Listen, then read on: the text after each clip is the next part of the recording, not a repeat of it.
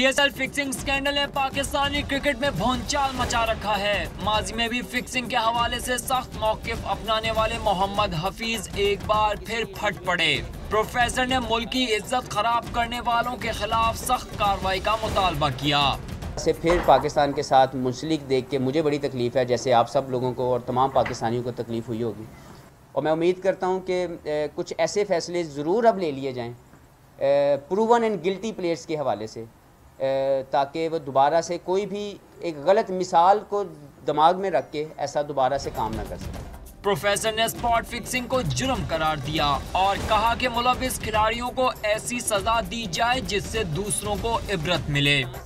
इस इज़्ज़त को लेके चलेगा और इस इज़्ज़त को ठेस नहीं पहुंचाएगा। और अगर उसके बावजूद अगर कोई इसको गलती कहता है तो मैं उसको गलती नहीं कहता, वो जुर्म है। प्रोफेसर से कबल शाहिद खान आफरीदी, जावेद मियादाद और कई दीगर खिलाड़ी स्पॉट फिक्सर को सख्त सजा देने का मुतालबा कर चुके हैं।